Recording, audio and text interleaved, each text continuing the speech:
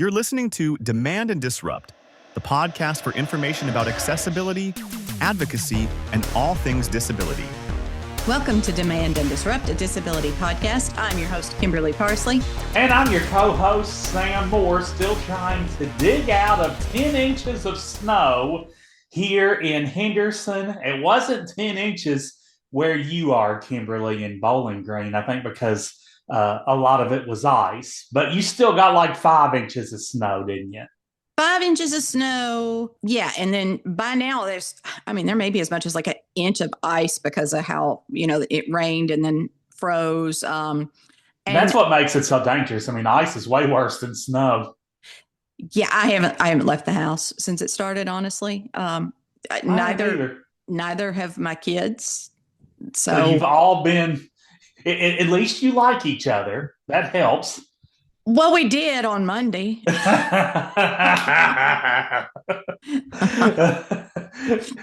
now at least you have separate rooms you can drift into. Can you imagine if you were all crammed in like sardines into a one-room apartment?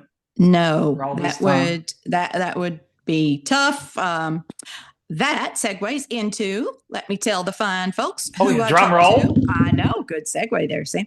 All right, my interview guests for today were Shalise, Lisembee, and Eric Evans, and they are from Independence Place in Lexington, part of Center for Accessible Living now, and they are both experts in housing.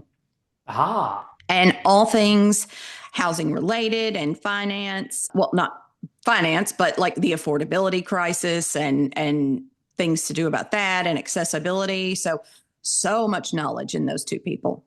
In cold weather like this, Kimberly, we all need housing.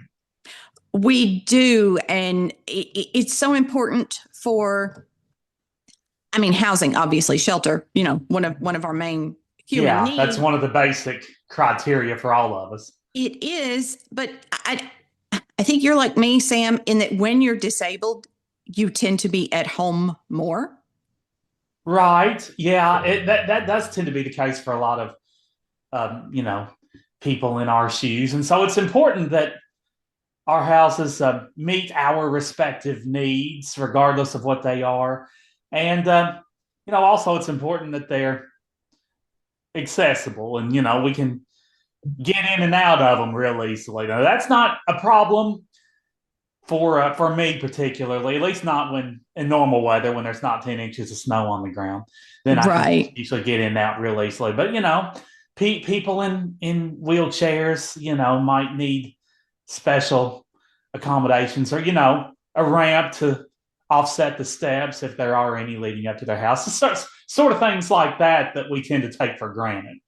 Right. And you need accessible bathrooms and need to be able to get to your kitchen appliances and things. So much goes into that. Also, a lot of people who are chronically ill, they need safe housing that's not drafty and we need, and that's another thing we take for granted. We need safe breathing conditions and, it's got to be livable, bottom line.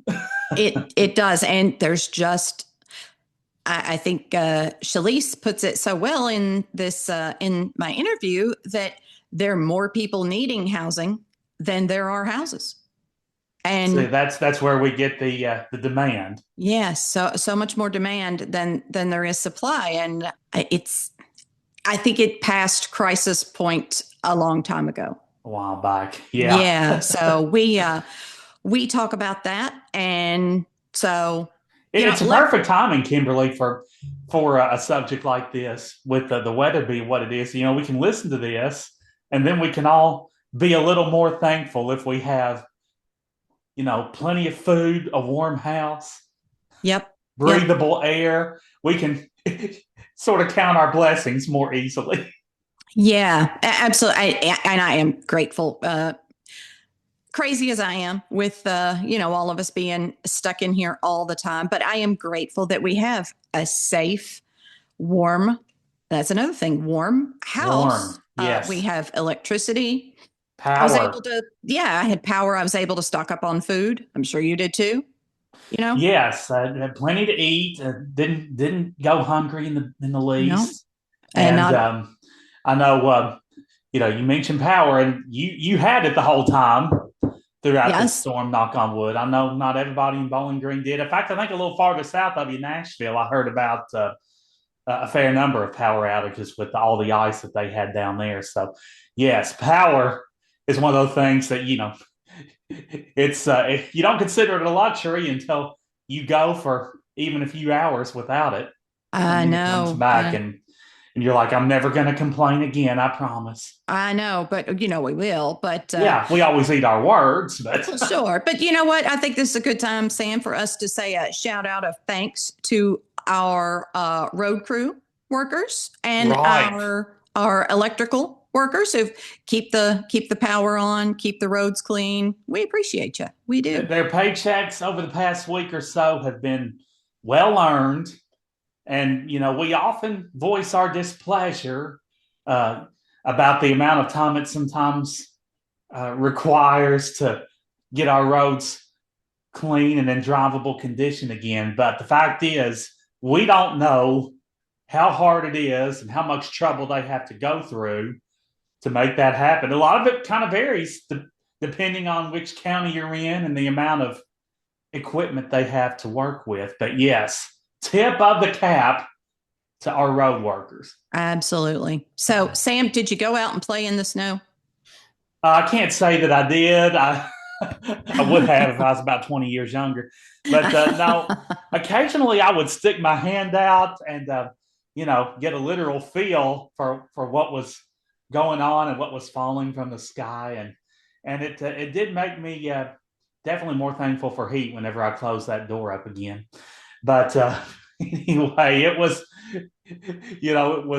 definitely a snow that added up real quick. It started out powdery, and then as the temperature dropped, the snow became not powdery, and we actually hired somebody to. Speaking of workers, we hired somebody, Kimberly, to shovel our driveway, which we were very thankful for. Ooh, that's a tough job. I've never done it, but that seems like a tough job. Also, shoveled our front steps so we could actually get to the mailbox. Although mail has not come all week until today. As we Really? record Uh-huh. this, Kimberly, it is a Thursday, and it is the first day all week that we have received mail. Ah, okay. Wow. Well, I just would stick my head out. I love the quiet of snow. That's one thing I did notice. It's not uncommon for us to hear traffic around our house, and especially off in the distance at night when it's even quieter. But I would stick my head out to sniff and feel the snow, and I would hear almost nothing. I mean, it was almost stone silence Yeah, because nobody could get out. nobody's out, and the snow just makes it quiet. So I would stick my head out, listen, and then within seconds, I would hear, "Shut the door." So. Because you would be letting Yeah. in more cold air than you thought you were. Right. So one of the kids or Michael is like, shut the door. I So, sent a text to the owner of the restaurant that I host trivia at in Henderson Rock House on the River. I sent the day before this junk was coming on Friday. I texted her and I told her that Mom and I wanted to reserve a table for two the following evening at 7 o'clock on her outdoor patio. you would have had that all to yourself, right? We would have, there wouldn't have been a reservation necessary. We could have picked from any of those tables out there. And she was like, I can't guarantee it will be here, but I'll have my manager Josh let you in if nothing else. She did close early that day because the conditions were deteriorating. But yeah, that would we could have taken our pick from any of those tables / seats. Yeah, I believe Sunday and Monday, pretty much everything in Bowling Green was closed. Oh, I believe it. And you were telling me that the university there, yours and my alma mater, WKU, will end up being closed all week. I think so. Yeah, that closed Because all they've week. already, Yeah. Here it is Thursday as we speak, and they've already called it off for today and tomorrow. So Yeah. Yep. Maybe I'd have to go back in the history books. I wonder if this is the first time Western has ever closed for a week solid. It may It wouldn't be. surprise me. It wouldn't surprise me if it is. It It may would be a not surprise me. historic week on the Hill. Mm-hmm. Could be. Could be. We'll have to Yep. look that up. We'll get back to you on that, folks. Well, I'm excited that we got some snow. I'm ready for it to be over. I'm done. I'm good. Spring can go ahead and come. I like one good snow. I've had it. I'm over it. It's So fun at first, but when it sticks around for a while and like nothing melts, and it gets kind of old pretty quick, doesn't 100%. Yeah, it? I'm done with it. I'm ready for spring. So You're ready for spring to spring. I am. I am. January, February, pretty boring. Well, now you said you've got Super Bowl coming up, right? That you enjoy. Yeah, Super Bowl is coming up. Not this Sunday, but the following Sunday, which would be the 8th, which I know you told me off air that you and your family will probably not even have it on that particular channel Nope. when Nope. the Not a time thing. comes. I was like, Kimberly, you've got to at least be excited about the food. Like no special menu or anything. And she was like, nope. Nope. Not a thing. It could be Nope. Super Bowl Sunday. They could be doing the halftime festivities, and I forget who's doing the halftime show. By the way, I should know, but anyway, it's not me because I did not get that phone call. But anyway, all of America could have their eyes glued to the set for the either the Super Bowl game or the commercials. And knowing you, Kimberly, you'll probably be sitting there eating a peanut butter sandwich. Yeah, not a bit concerned about it. Not even a little bit. Don't understand football. Don't like football. I mean, except for like high school games, I've never been to a football game. No. And the reason that you enjoy going to high school games is because you were in the band, as your kids are now. Yep.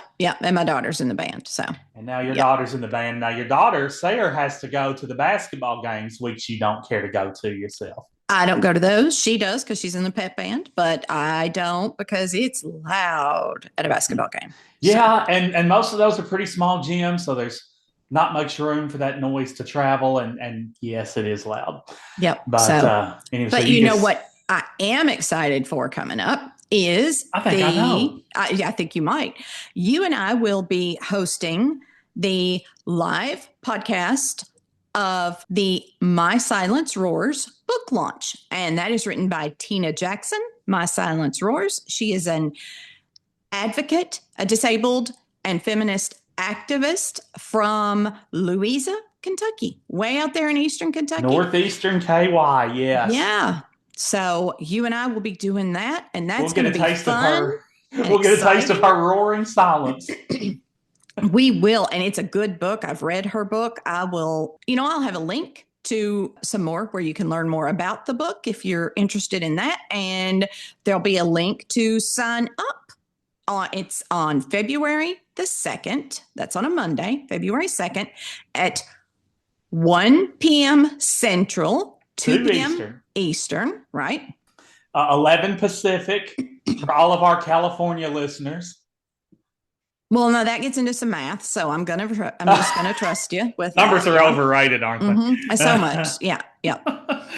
Yes, now this won't be unlike our normal podcasts, Kimberly. This we can't edit, so I'm gonna have to, refrain from dropping any cuss words or I've got to do my best to keep this G-rated. Not too worried about that. But now, y'all, if Sam were to break out in song, we're just leaving that in. It's going to be there. You're going to know. You're going to hear it. So it's there. There ain't no getting rid of it. And she knows, and you probably know too, folks, if you're regular listeners, my tendency to just drift off into random lyrics. Yeah. Especially when it comes to country songs. It's country music, yeah. So if you like that kind of thing, we're not editing that out. We're not leaving that on the cutting room floor. It is going in. So, y'all, it is in city. Yes, look in the show notes. Join us. Sign up for that live book launch. We are looking forward to it. Yes, I am. We've never done anything like this, so it's exciting. And there'll be a little history for Demand and Disrupt. Yeah, so there'll be a chat. If y'all want to ask me or Sam anything, you can drop it in there, and we'll see what answers we have, and Tina, I'm I an know, has open already book. been taking some questions. She's already been working up some answers to some questions. So just an amazing story. Tina's an amazing person. You will not want to miss hearing more about her book, My Silence Roars. No, she'll have way more answers than me. I mean, you can ask me anything, but I won't. I won't have answers to everything. Kimberly, on the other hand, you'll have an answer to anything that anybody could possibly ask, right? No, I'm just gonna throw it to you. I'm gonna say, Oh, well, I see how that yeah, works. right, yeah. Mm-hmm. Any questions you get, you're going to be like, "Well, let me ask my co-host here." Yeah, no, I if I don't know the answer to it, I'm going to be like, Sam is our person for handling that particular topic. Yeah, I At had a least you're plan for honest, and I that. can. At least Yeah, you're honest, and I can prepare for it. right, right. No, I had a plan for that all along. There we go. I like it. I'm always going to come out of this looking like a genius. You, on the other hand, I don't know. I mean, give it your best shot, right? I look how I look, whether it's genius or not. It's just going to be, I don't know what kind of ride it'll be Monday, but it's going to be a ride, and you'll want to be on it, folks. It's going to be fun. Y'all don't want to miss it. But right now, you know what else you don't want to miss is my interview with Shalise Lisembee and Eric Evans. Today, we are joined by Shalise Lisembee. She's the manager and direct supervisor at Independence Place in Lexington, and Eric Evans, and he is a housing advocate up there in Lexington, and they are going to tell us about disability services up there in Lexington and the housing situation and all kinds of things. So, Shalise, Eric, thank you for joining me today. Thank you for having us. Today, it's good to be here. Thank you guys so much on this cold winter day. So, Shalise, why don't we start with you? Tell me a little bit about yourself and how you came to Independence Place.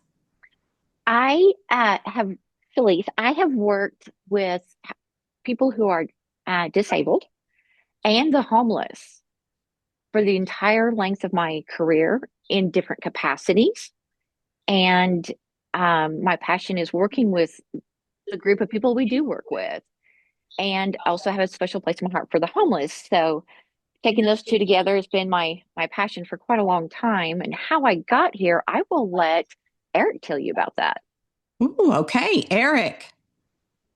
So where am I telling them how you got here? So Shalise and I actually had worked together indirectly. She was with the Lexington Housing Authority, and I was a regular calling her to get housing vouchers. They're called mainstream vouchers for people with disabilities. And we got to know each other, and she attended an event that I had put together for our organization. And she was in the market for a new job, and I asked our supervisor at the time, our executive director, if they had an opening. They said yes. She was practically hired before the end of the event. Wow, awesome. Okay, now, so Eric, I want to talk about your background because you were way out there in California, right?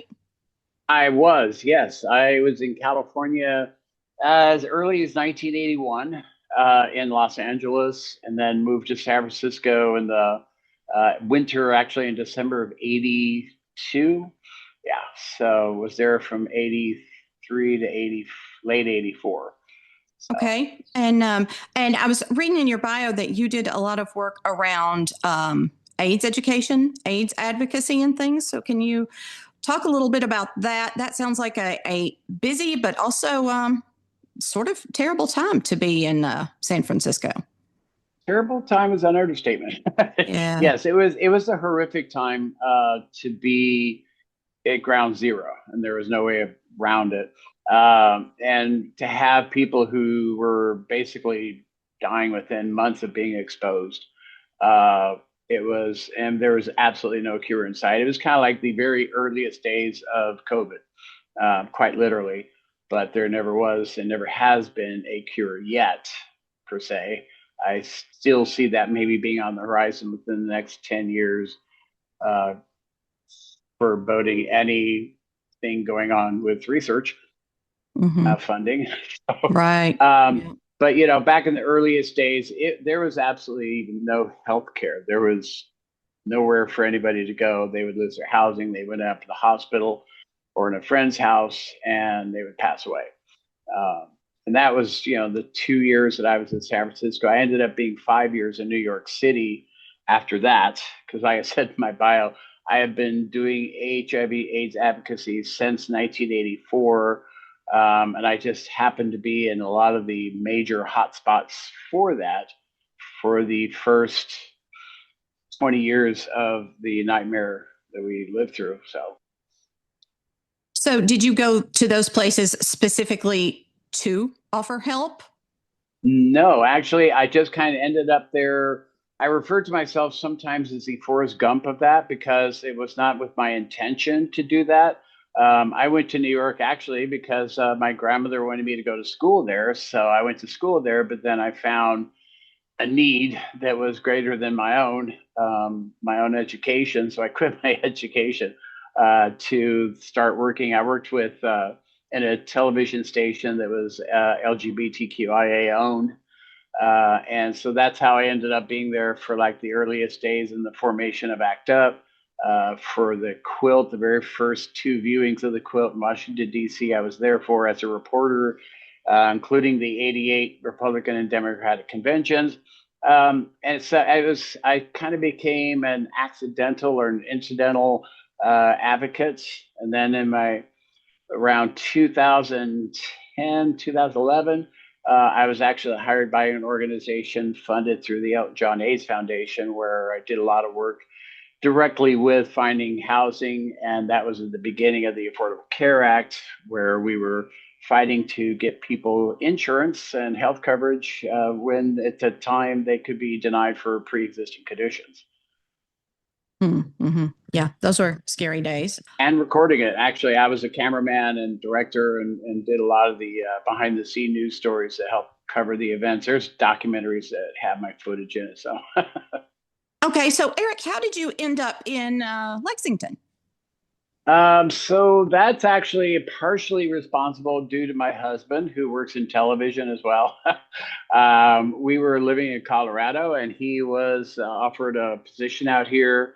We had come out here the year before because his mother, my mother-in-law, had passed away from COVID in 2020. And when the federal government was paying for funerals and all that, we had her interred in my cemetery up in Indianapolis. And we kind of fell back in love with the Midwest. So he went and found a job in Lexington working for a TV station. And I actually found a job once we got out here working for a school for students with special needs or neurodivergence, as I'd mentioned in my bio.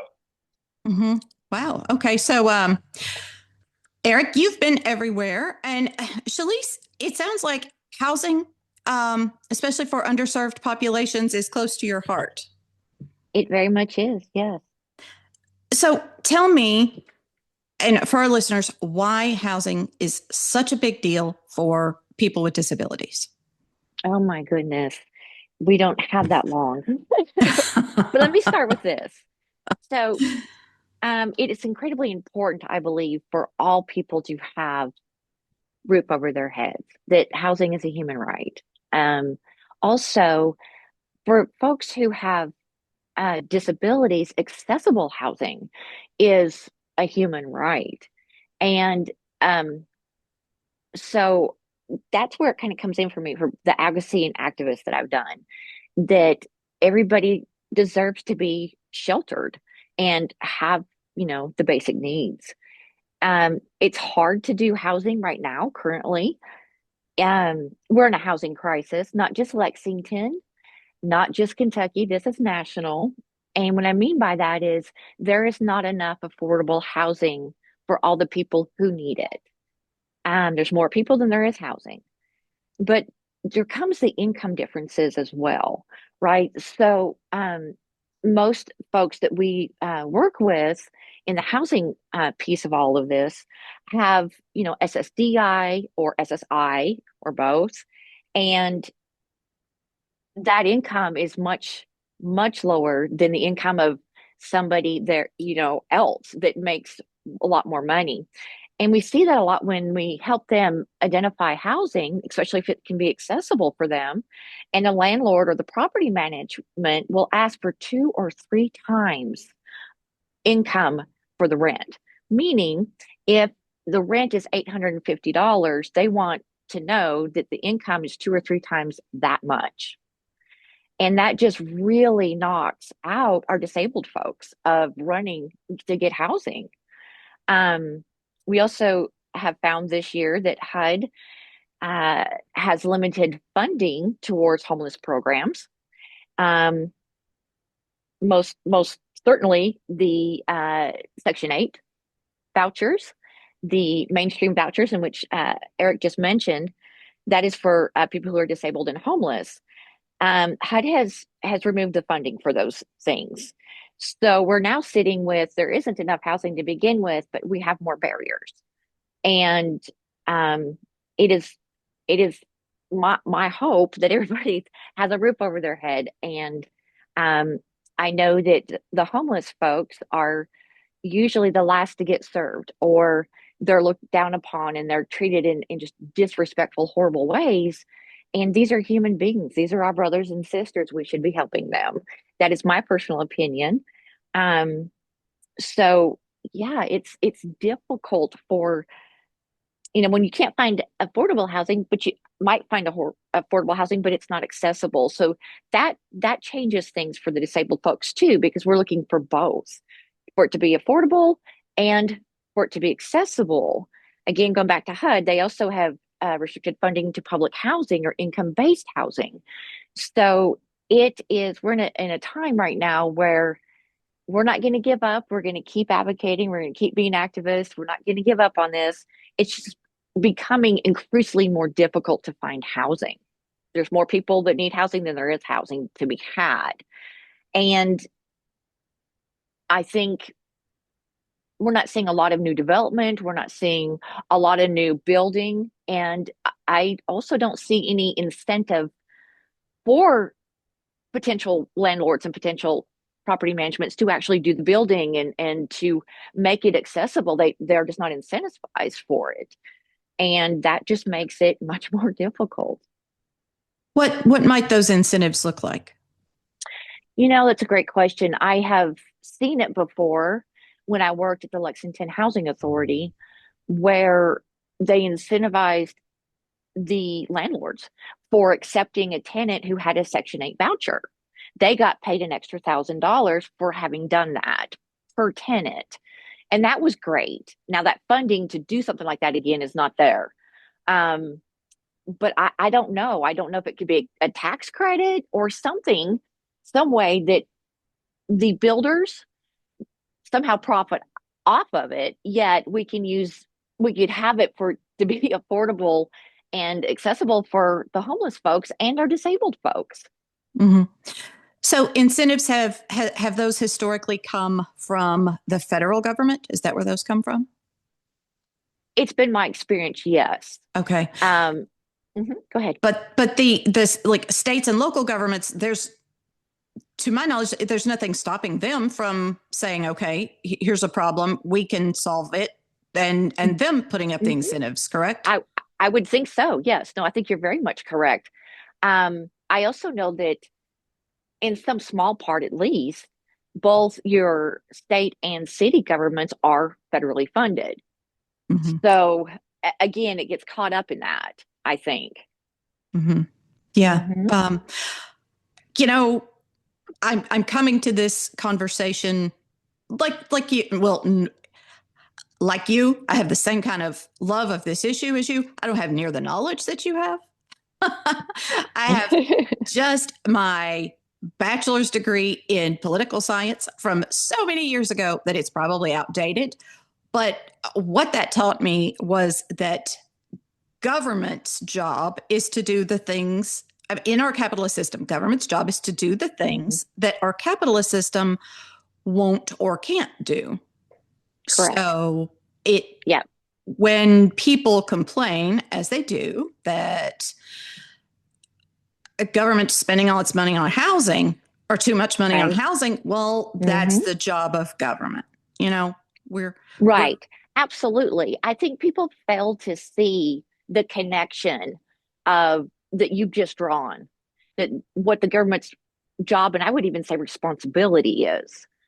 but people fail to make that connection. They fail to see that as actually making their communities, their neighborhoods, their state better and more accessible and more uh, equal, if you will.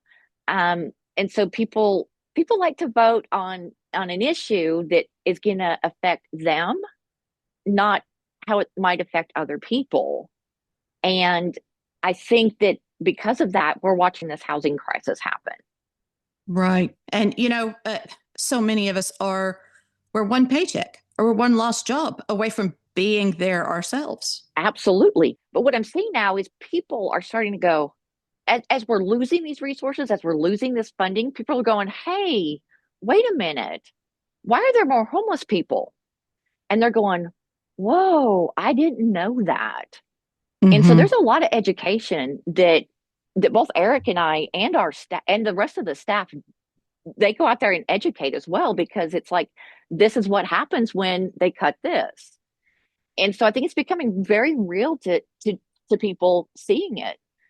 So, yeah. Yeah. Show me a person who does not know someone who has been on food stamps or needed food stamps, and I will show you an imaginary person, because That's right. There's no one out there. 110%. Yeah, even I, when my husband and I moved from Beaumont to Lexington, to Shreveport. So we were living in Texas. We moved to Louisiana. And I was on food stamps myself, because there was a time where I was unemployed, he was employed, and we qualified because otherwise we couldn't make ends meet with just one paycheck. It's impossible. Yeah. And even though he was making good money, and I'm being the old one here. So, there's also another term that goes around for housing, and that is housing and healthcare. And that's what's kind of the mantra within the AIDS community as well.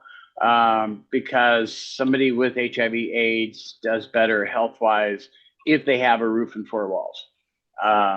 And historically speaking, that was one of the secondary crises to the AIDS pandemic. Was first it was there being no medication, then it was paying for the $30,000 medication, because if you had to buy medication, you couldn't afford anything else. You would go bankrupt just trying to afford your medication. Hence the Ryan White program, which helps fund that. So, and that's also kind of where the housing crisis first showed itself, because, there were people that, again, had to make decisions. Am I going to buy my medication, or am I going to stay housed? And a lot of them would rather have stayed housed and take their chance of medication. And there was a no-win situation for the longest time. Now, I know for a fact that in the early 90s, the stopgap measure was they actually opened hospice centers for people with HIV/AIDS to live in and quote unquote die in. And until the medication started making it better by having to take fewer pills that were more effective, that did all that. That was the case with anybody that had any kind of a medical or physical disability.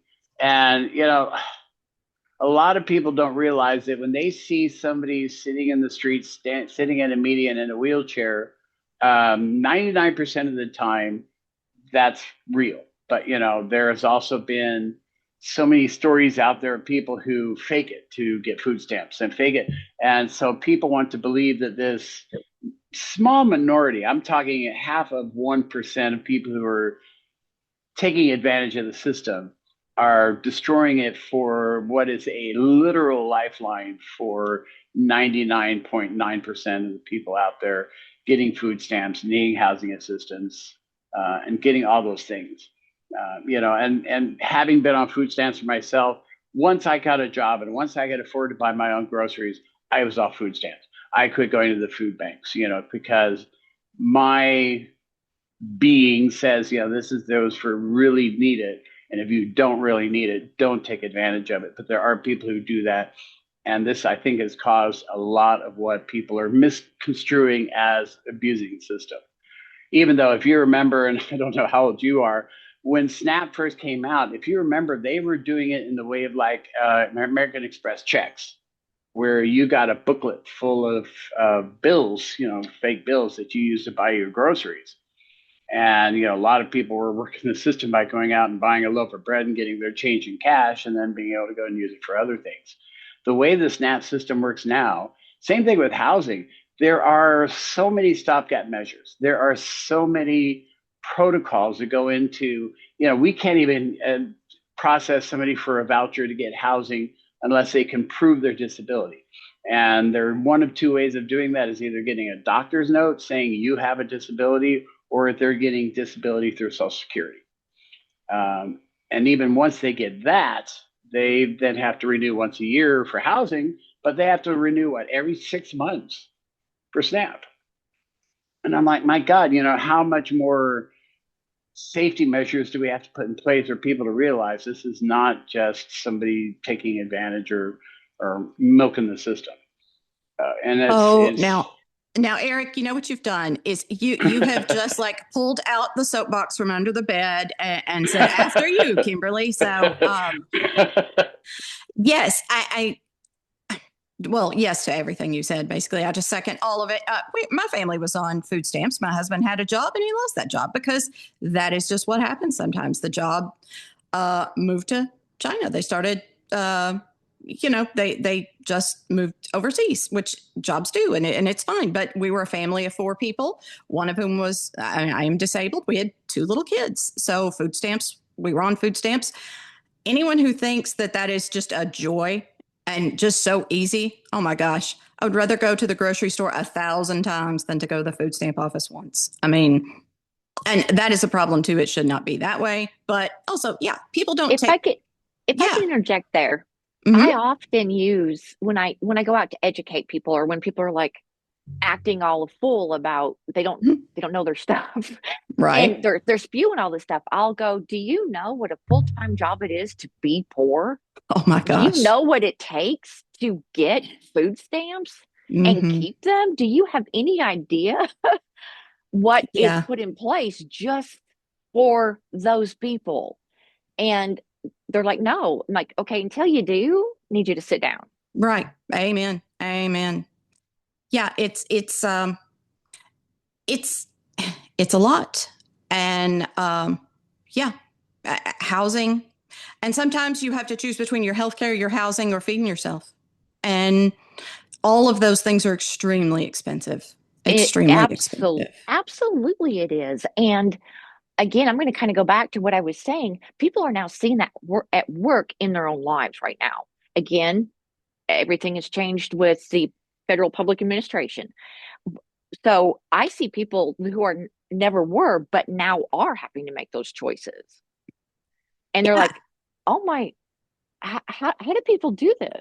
Right. And I had somebody call and say, I don't know how to be poor. Can you help me? And I was like, oh my. And, we always think poor.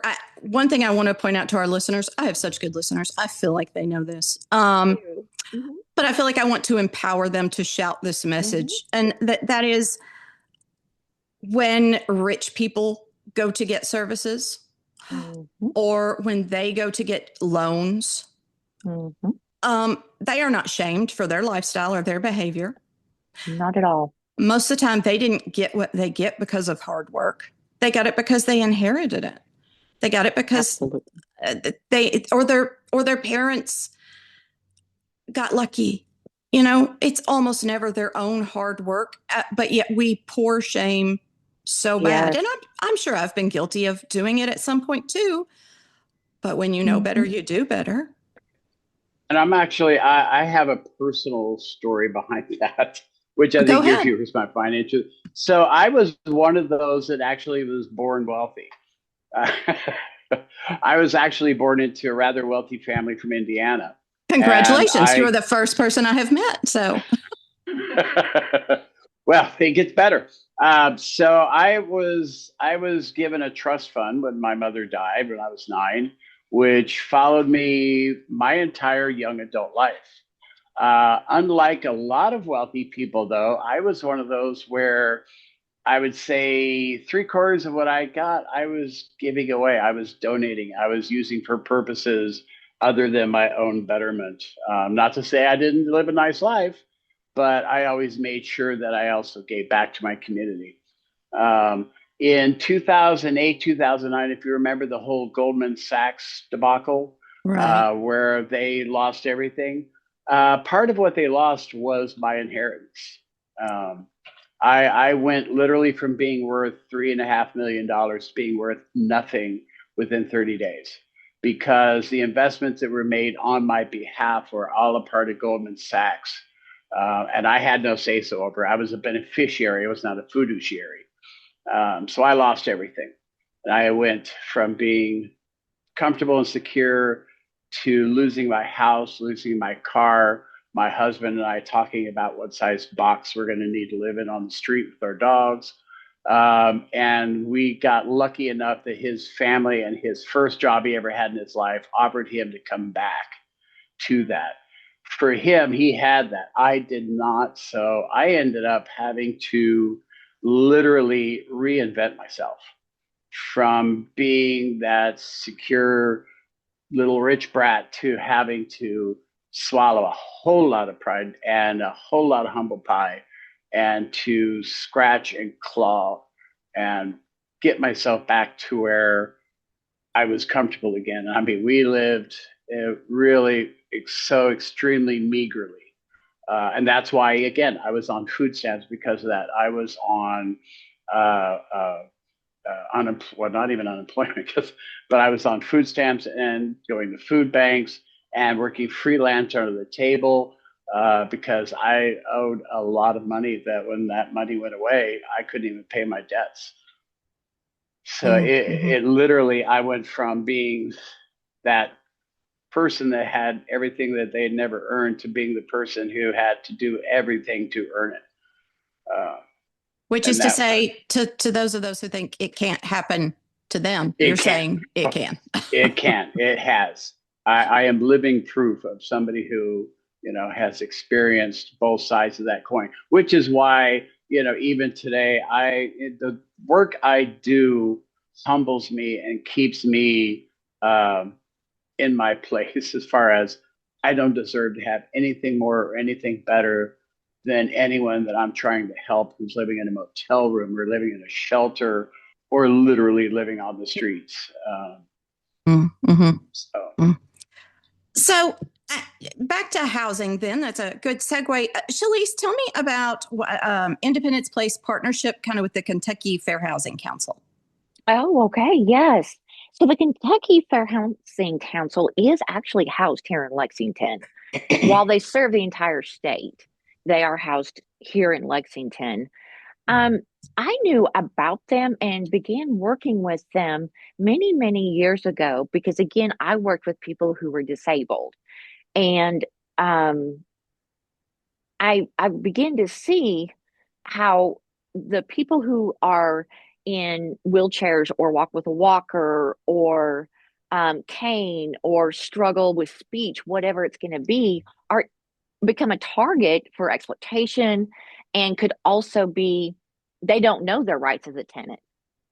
And they also don't know the landlord laws to know what the landlord's doing is wrong. So I began to see that early. And so I've tried to always make sure that wherever I'm working and working with this population that we're connected to the Fair Housing Council because they know their stuff in and out. And when we come across things in the housing part here, we definitely contact them and go, "Hey, we're working on a case of this, and this are happening," and they'll take a look into it and go, "Yeah, that is discrimination. Can you have that person call us?" And they begin working with that client too on that end of things with the fair housing laws. And so that is how I've been partnered up with them. I came into this job here at Independence Place knowing the staff there. I have always worked with Fair Housing Council in that way. So it wasn't something new to me. Um, but we have worked several cases uh, with them on the same consumer, uh, a lot. actually. Let me give you one example here. Recently, we had heard that there is a senior living place here in Lexington that is doing a huge rash of evictions. And it seems to be people who are in wheelchairs. They're being evicted. And so as soon as we had 2 or 3 phone calls about this in one day, and then we started getting housing referrals on the same people, I contacted Fair Housing Council and I said, hey, I'm seeing a lot of people getting evicted at this particular place. And it seems to be the disabled folks that are getting evicted. And they were like, oh, let us check that out. And so, we work with them to kind of go, hey, there might be something going on here legally that should not be going on. But also, sometimes they get somebody and that person doesn't fit their services but needs assistance, and they'll refer over to us and we will help that person out find housing and get connected to peer support, all of those things. But I know that Eric worked very closely with them on one particular case that it took a whole village, and the whole village was a part of it, including Kentucky Fair Housing. Eric, do you want to talk about that? So there was a gentleman that we received a call from, very self-advocating, but he was wheelchair bound, had one of those bariatric wheelchairs, and he had a landlord who was basically giving him notice that they were going to evict him, but they were not making it a court eviction. So, and I don't know how if you know how the process works, but a property manager or landlord cannot just put a piece of paper on your door saying you have a 7-day notice to do this or vacate. That is not a legal eviction by law. But that is illegal. That's what you're saying. Illegal. They cannot do that. Gotcha. They cannot do that. Gotcha. That is a common intimidation method used by landlords in hopes that the tenant will see that and go, damn, and start packing up and just leaving for whatever the reason might be. But Sam was a different case because Sam knew, he had always paid his rent on time. But he also knew that what they were really wanting to do is get him out of his unit so they could remodel it, because he had been there like 10 years. And they wanted him out, but they had no other way to do it, and they couldn't evict him. So they were giving him just a notice of vacate. So he contacted us, told us the story, and we had him contact the staff at Kentucky Fair Housing. And Carrie, who works there, took his case. And I mean, Sam was one of those people where he was even calling the TV stations, the news stations, and saying, I'm being improperly and illegally evicted. And I mean, it really did put a spotlight on some of the, for the nicer word, shenanigans that landlords will do, because, they could say, well, we think your apartment is infested with bed bugs or cockroaches, or, we're just tired of having to put up with you, kind of thing, because they even didn't like having to accommodate him for his wheelchair. So, they will make up reasons if they feel like they can just get you to get out, because it costs them money to go to court. But the only legal eviction is one that comes from a judge, where you actually go to court and the judge gives you a certain number of days to vacate the property, and you're served an eviction by the court, not by the landlord. Okay, so you have to be served by the court. Correct. That is the only legal way to evict somebody in the state. So I am assuming that when that particular landlord wanted that person out, it was not so that they could remodel it, update it, make it more accessible, and then rent the unit back to him at the same price. Am I correct on that? Exactly. Yeah. Mm-hmm. So they would have to offer him an alternative, what they call an accommodation. But in his case, their accommodation was, well, we can get you a different unit, but your rent would go up $200, $300, $400. And as long as they make that offer and it's considered an accommodation, that's kind of a loophole. So they could say, well, we made him an accommodation, even if it's a fact was that he could not afford anything more expensive, just because they said, well, we made the accommodation, then they're okay. It's kind of a guilty conscience sort of thing.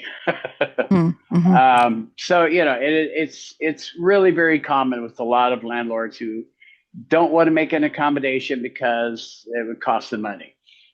So they try to find other underhanded ways of getting around the law. So is that case now still ongoing, or has that been resolved? No, that has been resolved, and we even were able to get him his security deposit back. Even though they try to say, well, he did so much damage to the apartment. Really, it was no other wear and tear than a person who had lived in the same place for multiple years in a wheelchair. Right. So it's not like he burned the place down. So, and he didn't want to stay there because he kind of felt like, well, this is the attitude. This is the way you're going to treat me. So we were able to get him rehoused someplace that was much better suited for him anyway. And this is one of the things that we have also an issue with is people renting to people with disabilities who maybe it's not as accommodating as they say it is. There are newer apartments that are being built that are actually ADA compliant, that a lot of the older ones, they say they are, but it's like, okay, well, there's one step to get in. What's the problem? So sometimes that one step might as well be, Mount Everest. So. Yeah, we see that here in Bowling Green too. It's just the one step, Yeah. So is Kentucky Fair Housing Council, that works for the entire state of Kentucky, is that correct? Yes. Okay.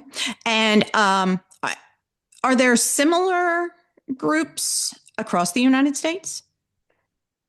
I'll let Shalise take that on. I know that there are, but what they're called, I'm not sure. I'm unsure of their names, but the Fair Housing Act is a federal law, as well as then you bring to it the state laws, right? So you're going to find other things like Kentucky Fair Housing in other states. I just don't know what they're named. I don't know if they go by, Kentucky's just Kentucky. We didn't get real creative with that, but well, like I always tell people, if you're in doubt, call your local or your area Center for Independent Living, and they will find that information out for you. That's right. Every time. That's what we're good for. That's right. We are, aren't we? That's what we do. It is. And so another question I have is, do you work primarily at Independence Place with consumers there in Lexington, or is it like that whole area of the state? Is that area called the Bluegrass area? Is that the Bluegrass, or is that something else? Okay. So yes, we're considered the Bluegrass area. That's correct. So we work in Fayette County, correct? However, we serve currently 17 other counties. Dang, that's a lot of people. County. And because we have merged almost a year now with CAL, the Center for Accessible Living, we will be taking on even more counties. Now, so yes, we serve more than just Fayette County. Wow. For all of our services. And how many people are up there in Independence Place? There's 7 of us. 7. That doesn't seem like enough for 17 counties. It really is not. It is not. However, we do the best we can. I'm sure. We try. We try. We try really hard. And I tell you, this team is willing to go above and beyond to help a consumer. And I'm very proud to say that and very proud to work with them. Well, and I was going to add to that did you mention the city contract, the city grant? Okay. So we kind of have an interesting duality. So Shalise, our other associate, Erica, and myself are the 3 that specifically focus on housing, which also encompasses other things, but I won't get into that.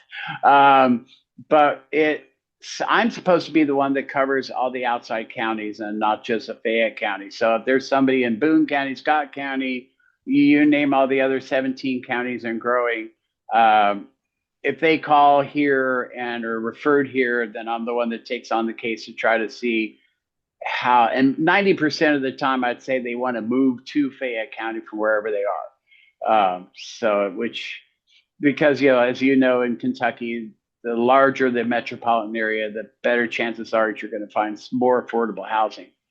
I kind of see it as the opposite sometimes. I see cheaper rents in Frankfurt than I do in Lexington sometimes, but a lot of people don't know that. But they also, again, with their disability, I would say 90% of them have doctors here or whatever sources here. They just feel it would be more accommodating for them to be here than in whatever outside county they're in. And I'd like to jump in on that. Mm-hmm. So the years of working in Lexington and the surrounding counties for folks who are disabled and homeless, for whatever reason, Lexington is this city that everybody's like, you all have the most resources. And I think that that's a false assumption because we used to, goodness knows we used to, but that's not the case anymore. And so we see people in Fayette County, we're like, yeah, I've been at the homeless center in whatever county, name it, Madison or Estill or whatever. And they've come here and they're like, yeah, I'm homeless here because you all can help me.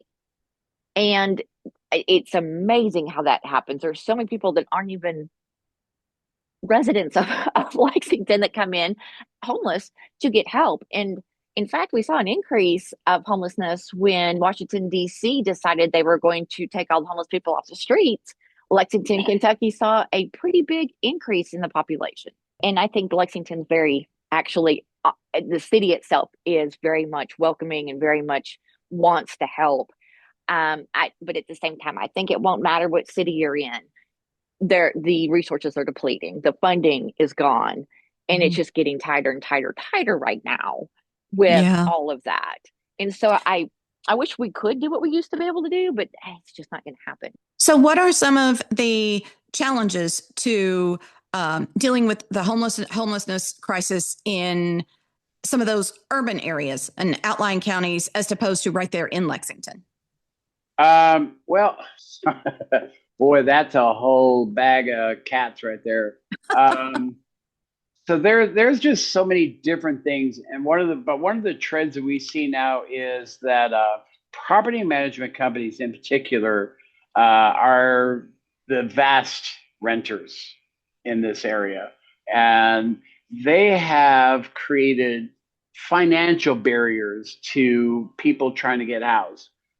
So if you have a job where you're, say, working fast food and you want to rent a place for $875, $900, you have to have 3 months advance pay to be able to qualify to even apply for an apartment in Lexington.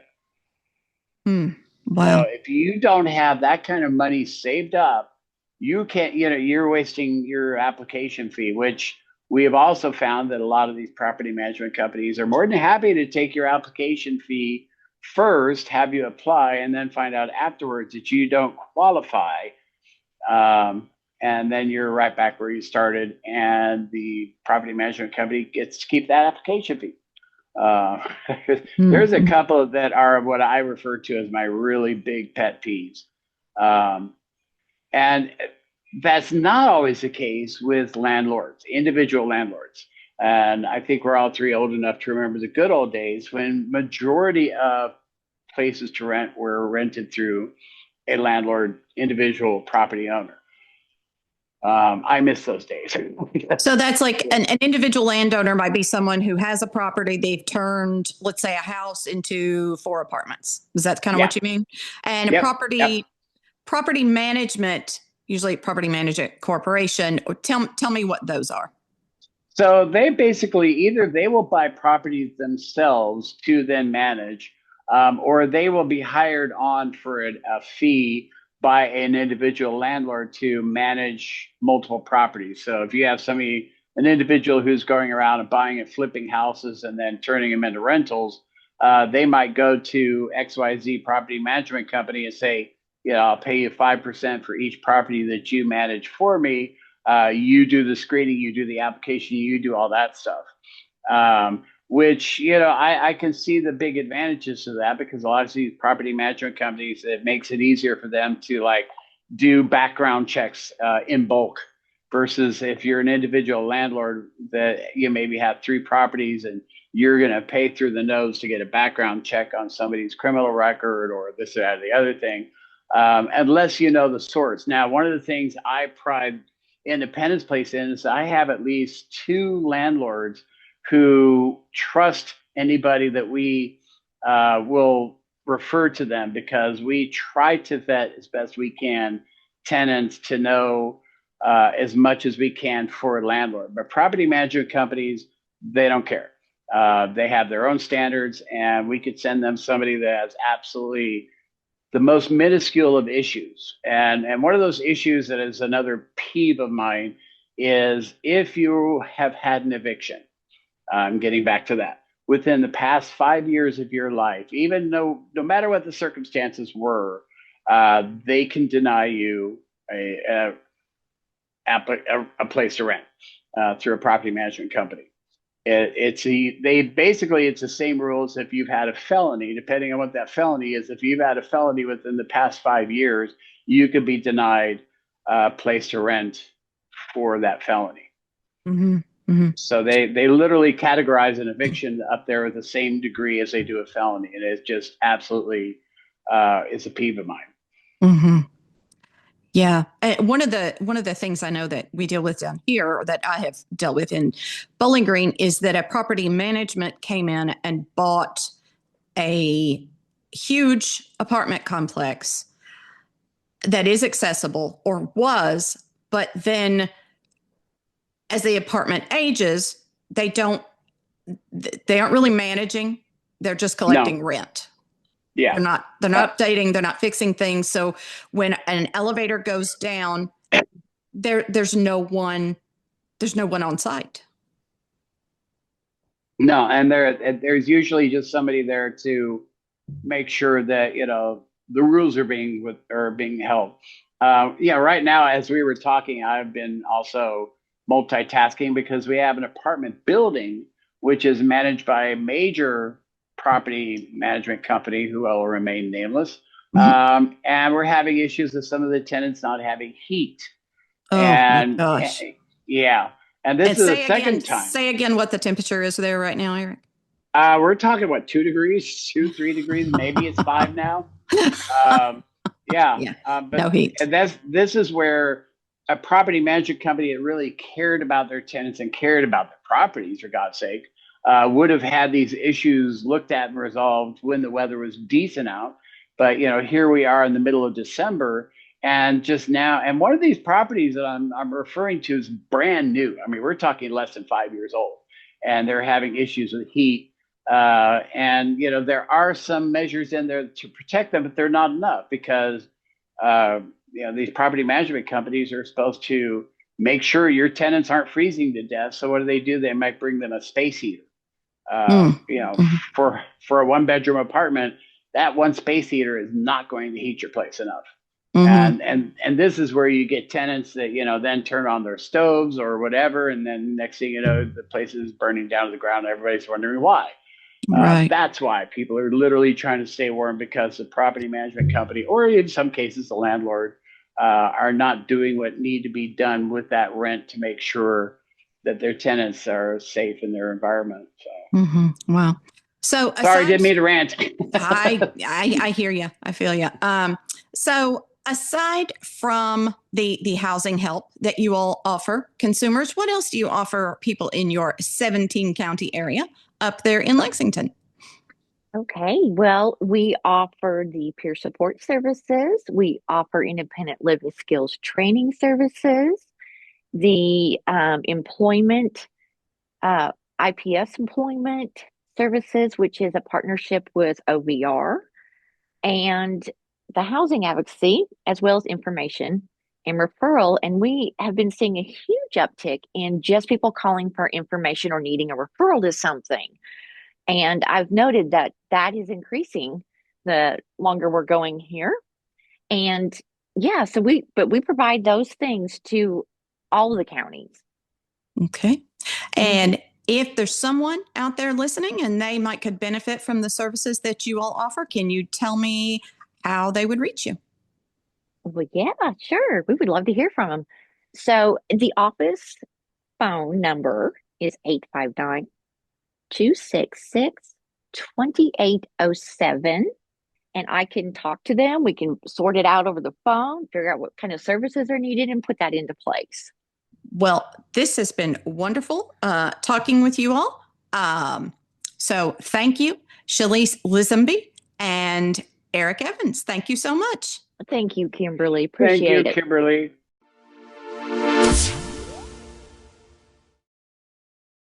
Demand and Disrupt is a production of the Advocado Press with generous support from the Center for Accessible Living based in Louisville, Kentucky. Our executive producers are me, Kimberly Parsley, and Dave Mathis.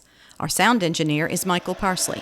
Thanks to Chris Ankin for the use of his song, Change. Don't forget to follow or subscribe so you never miss an episode. And please consider leaving a review. You can find links to our email and social media in the show notes. Please reach out and let's keep the conversation going. Thanks, everyone.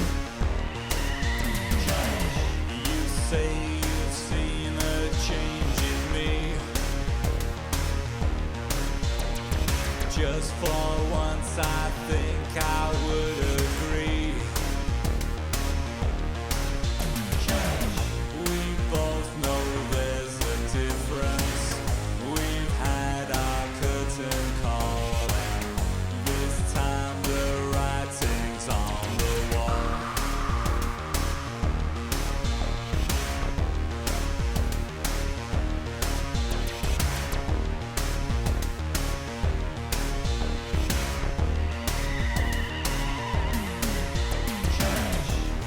War of words we can't defend. Two damaged hearts refuse to mend.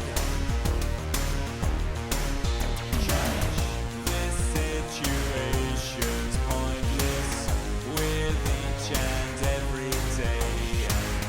It's not a game we need to play.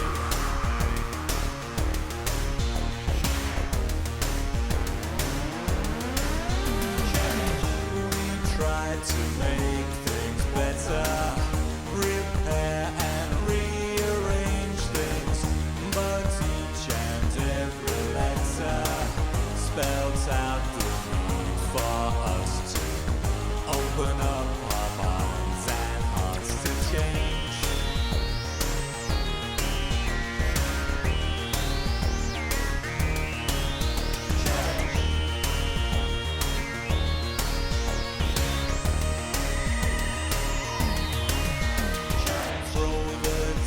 Then what will be, will be. Disregard for good to set us free. There's just no way of knowing if love lives anymore. Turn out the light, then close the door.